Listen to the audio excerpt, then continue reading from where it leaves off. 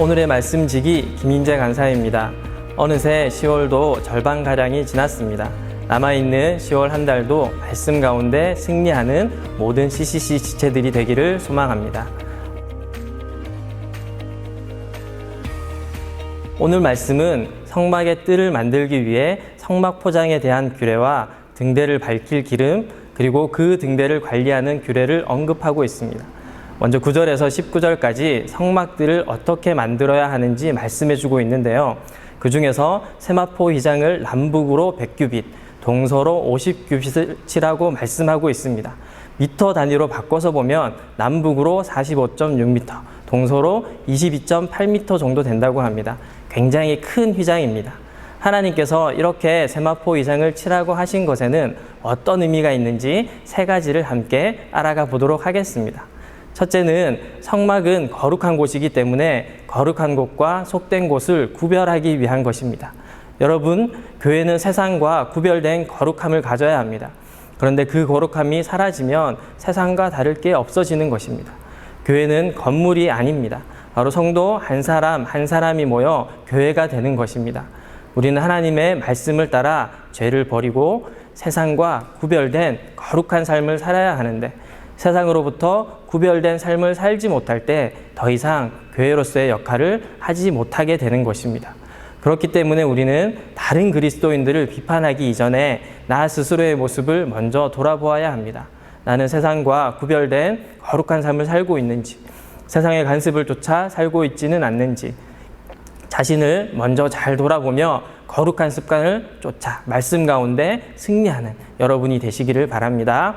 그리고 둘째는 성막들 휘장을 통하지 않고서는 결코 하나님이 계신 성소로 나아갈 수 없다는 것을 말해줍니다. 특별히 성막으로 들어가는 문은 동쪽으로 단 하나만 만드셨는데 오직 그 문을 통해서만 백성들은 성소로 들어갈 수 있었던 것입니다. 죄의 문제를 해결하기 위해 재물을 이끌고 성소로 들어가는 백성들의 모습이 보이시나요? 그 문은 자신을 양의 문이라고 말씀하신 예수 그리스도를 예표해 주는 것입니다. 그렇습니다. 우리는 오직 예수 그리스도만을 통해서 하나님께 나아갈 수 있습니다. 예수 그리스도를 통해서만이 우리의 모든 죄의 문제를 해결받을 수 있고, 오직 그분을 통해서만이 우리는 구원을 받을 수 있는 것입니다. 예수님께서는 요한복음 14장 6절에서 내가 곧 길이요 진리요 생명이니 나로 말미암지 않고는 아버지께로 올 자가 없다라고 분명히 말씀해 주셨습니다. 여기서 또 하나 생각해 볼 말씀이 있는데요. 성막으로 들어가는 문이 무려 20규빗, 즉 9m나 된다는 것입니다. 하나님께서는 왜 이렇게 성막문을 크게 만들라고 하셨을까요? 이것은 비록 성소가 성막 기장으로 인해 가려져 있지만 성막으로 나아가기 원한다면 백성 누구나 출입문을 통해 성막 안으로 들어갈 수 있음을 보여주는 것입니다. 여러분, 하나님께로 나아가는 구원의 문은 남녀노소 구분 없이 누구에게나 항상 넓게 열려 있습니다. 빈부의 차이나 신분의 차이, 이전에 어떤 삶을 살았더라도 전혀 문제가 되지 않습니다.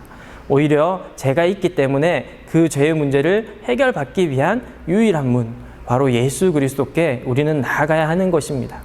그리고 넓은 그 문으로 우리는 주변의 사람들을 편견 없이 모두 초청할 수 있어야겠죠? 마지막으로 세마포 휘장은 사방에서 오는 위험으로부터 성막을 보호하기 위한 담의 역할을 해주었습니다.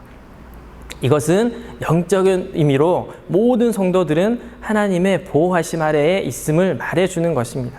그렇습니다. 여러분, 오늘날 우리 한 사람 한 사람은 하나님의 거룩한 성전입니다. 우리는 광야와 같은 세상 한가운데에서 온갖 위험에 노출되어 있지만 전능하신 하나님께서 권능의 팔로 항상 보호해 주시고 지켜주신다는 사실을 기억해야 합니다. 시민 여러분, 20절, 21절에서 말씀하는 것처럼 순수한 기름이 되어서 항상 성령 충만함으로 꺼지지 않는 세상의 빛의 역할을 감당하는 우리가 되어야겠죠? 오늘 말씀 잘 기억하면서 오늘 하루도 하나님의 보호하심 아래 승리하시는 모두가 되시기를 간절히 기도합니다. 샬롬.